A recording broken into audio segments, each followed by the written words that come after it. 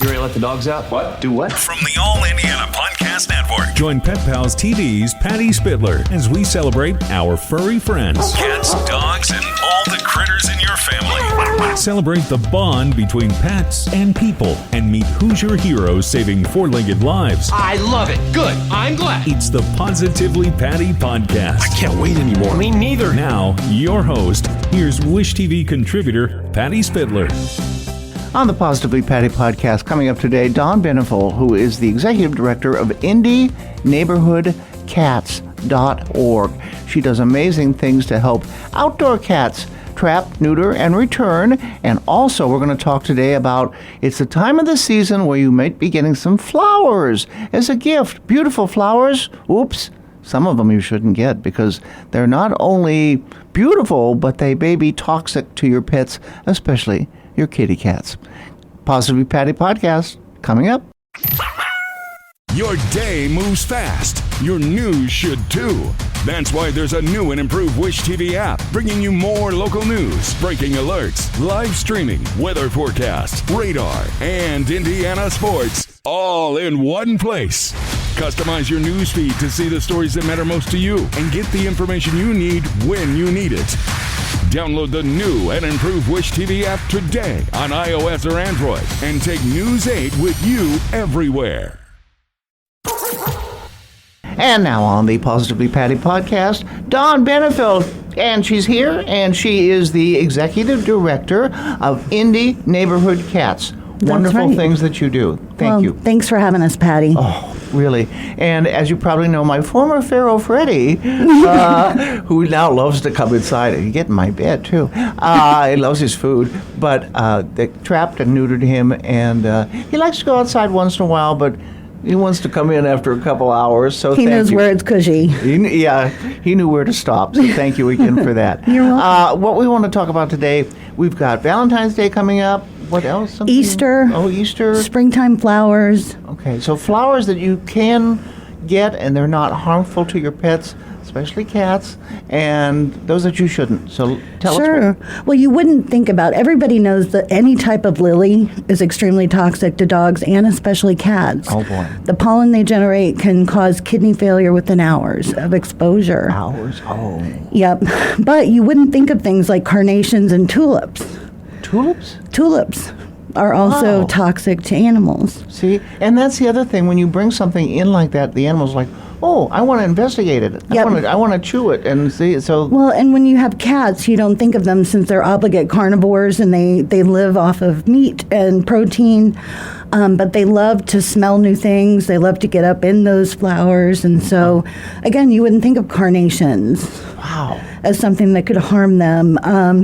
Hyacinths, Okay, I think you're saying I know what you're talking about. Yeah, but- spell that for us here. it is Hyacinths. Okay, They're- hyacinths. Hyacinths. That's it. Okay. See, I'm not a flower person, but I have cats, so I tend to stay away from those. Same thing. Okay, so those are not. Don't get those. You definitely don't want those. But things like sunflowers, Gerber daisies are very popular in the spring. Orchids, snapdragons, and even roses are really good alternatives. Okay, those are good. Okay, let's do it again. Tell us the good ones that we should look into. A big list of popular ones are roses, sunflowers, Gerber daisies, orchids, and snapdragons. Okay, those would be safe. Beautiful spring flowers, Okay. yes. All right. Yeah, it's just, and I was telling you, be careful with some things that you may get over the holidays too. Maybe you get a nice little candle or something, and here comes, Timber loves to do that. He comes up and goes, shh, there it Knocks goes. them over. Let me knock it off the side of the corner. I always tell people the good alternatives to that Is? are they have these really great little LED candles that you can buy that are very pretty, that create nice ambiance, and you can use things like wax melt warmers for that scent. Okay. Those are completely harmless. Stay away from heavy things like essential oils. You know what? It's a lot of people, and I did it for a while too. I'm like, I looked into it, and I thought they're not sure that it doesn't harm. People put things you stick in, the outlet. The plugs, yeah. The plugs for scents. That's not real good for the animals.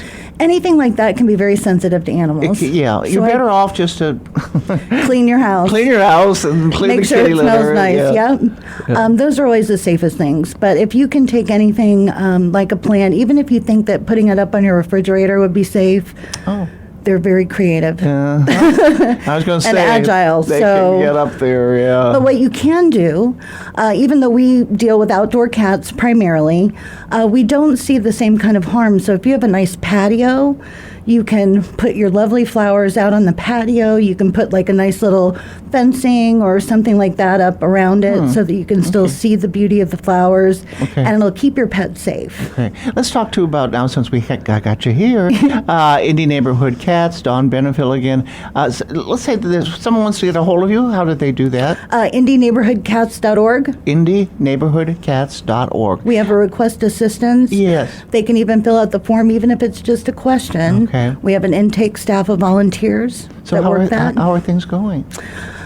Well, we didn't have much of a winter. Oh, I know. We only had about 2 weeks of winter, and we've already started seeing a mass amount of kittens. See, that's the other thing, though. People think it's kitten season.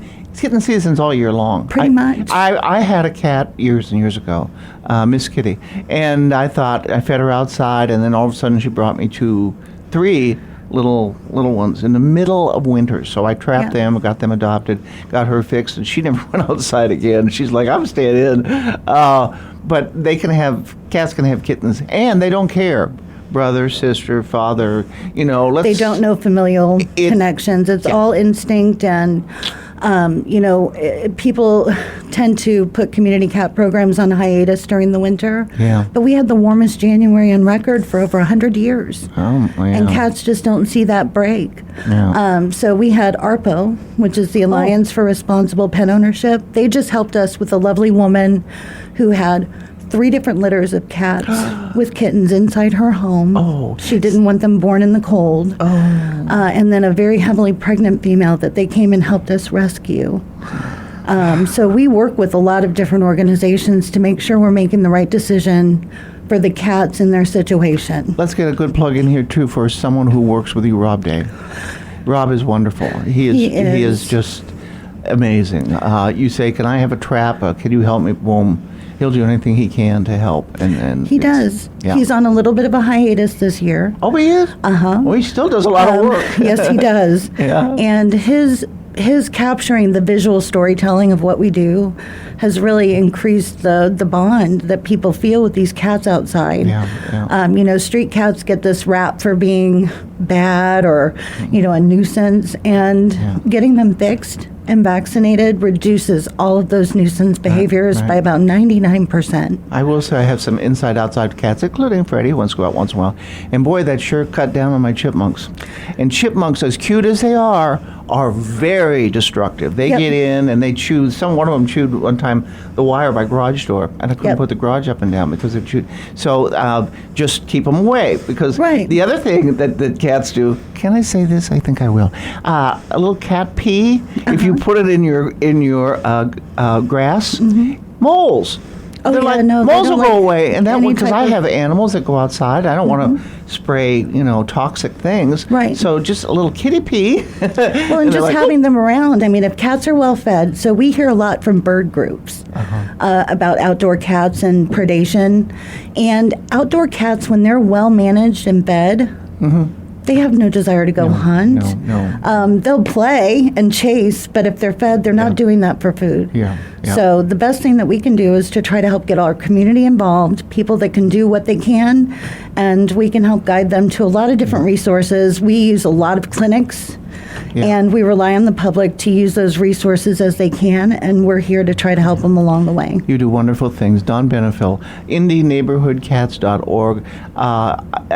The education, the information, and the work that you do is truly wonderful. You thank get you. my A+ for that. Well, there's a huge team behind it. Oh, so it's yes, not you me. do have teamwork makes the dream That's work. right. There you go. I love it.